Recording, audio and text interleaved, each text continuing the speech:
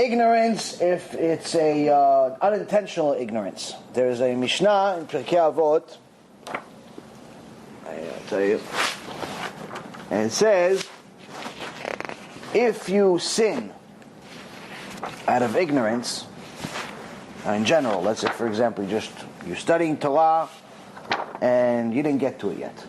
You're studying, you're trying, but you didn't get to learning all of the halachot of Shabbat. You're studying, you're trying, you're learning this, you're learning that, but you're new, you're only a year into it, 5 years into it. It's a lot of learning. And you made a sin, that's shogeg. That's not an intentional sin, that's, Hashem will take that into consideration.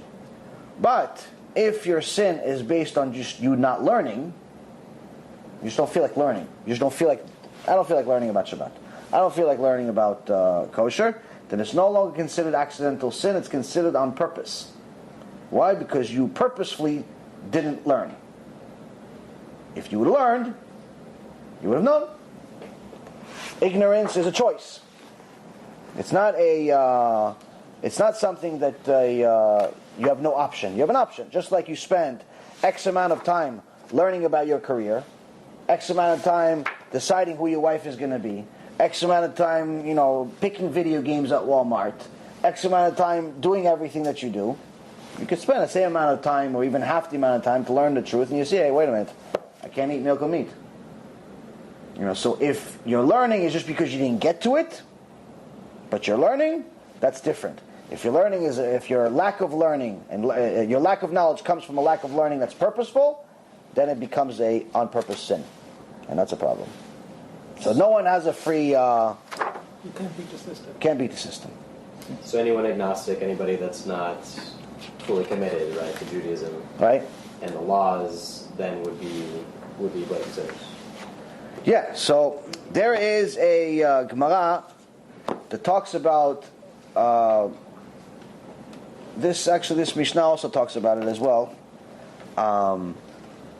There's a concept called Tinok Shenishba. A Tinok Shenishba means like a baby that was lost.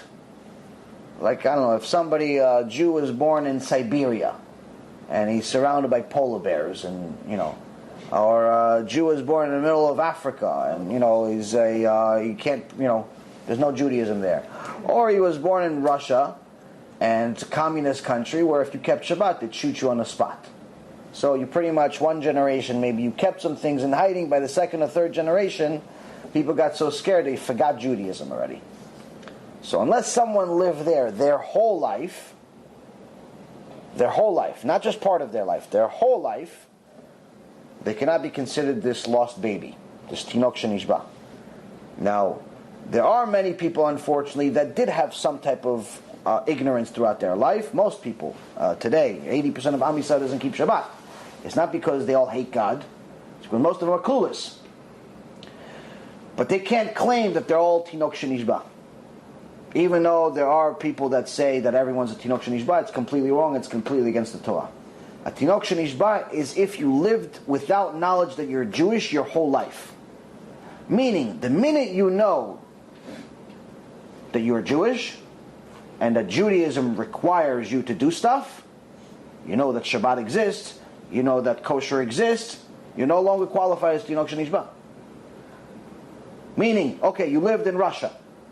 Gorbachev and all of his, terrorist friends were your buddies. They were beating you up with the KGB. Great. Unfortunately, it sucks. It's horrible. I understand. Okay, but you moved to America, right? You moved to Israel. You move to, I don't know, wherever you want to move to, and there's a Chabad next to your house. There's a Orthodox shul next to your house. There's internet. There's Jews. There's people black and white. There's people that have yarmulkes. You see the Chanukiah. You see the menorah. Every, you go to the party every year, so you know what Hanukkah is, right? Okay, you're Jewish. You're no longer that baby. So, what's the problem? The problem is that so many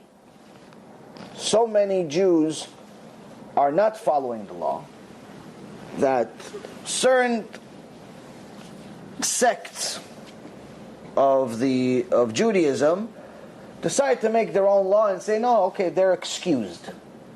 They're all these lost babies. They're all excused. And unfortunately, it's a lie. there is no validity to it whatsoever. If you look at the Gemara, Masechet Sanhedrin, the source for where this is, tells you exactly that it's exactly the definition I just told you. And again, you must be under those extreme circumstances your whole life. So live in Siberia from the minute you're born to the minute you die.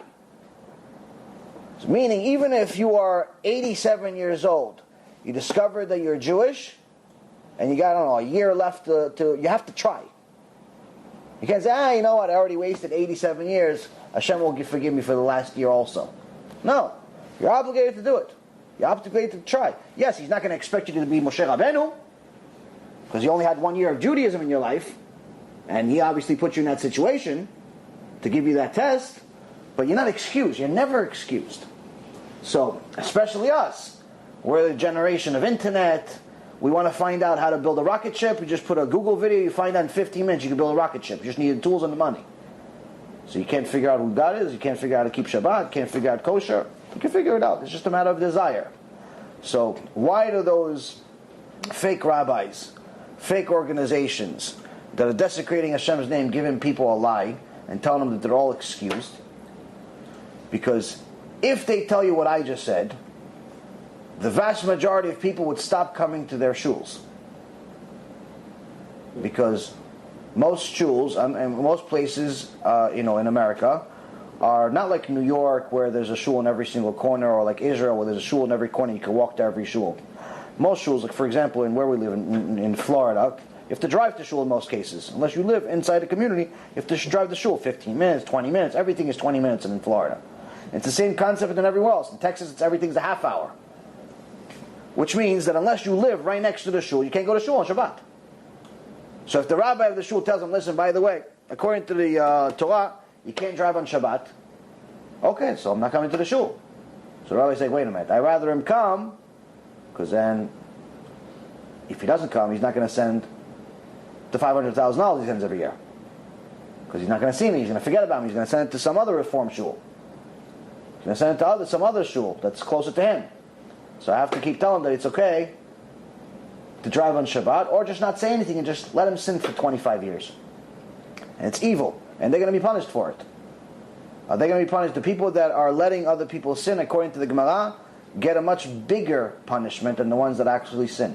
But everybody gets punished. No one's excused. But the ones that know for sure and don't say, according to Rabbi Yehuda Nasi in the Gemara Masechet Sotah, and also in Sanhedrin, and also in Shabbat, those people take on a bigger part of the sin.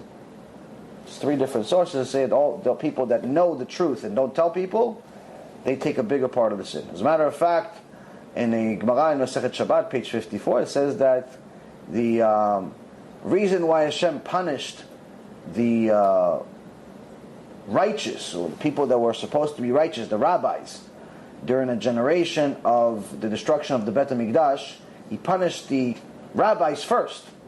Now you would think it would be the opposite. At least the righteous are punished later. Or don't punish them at all. They're righteous. No, they're rabbis. They have a beard, they have a hat. They can sweep the floor, they have a nice jacket. What's going on? They read Chumash, they read this. Punish them. Don't even punish them. Okay, the other people that drive on Shabbat, punish them. Makes sense, right? No, Hashem says I punish them first. Why? Because they didn't rebuke the people. They didn't tell people stop driving on Shabbat.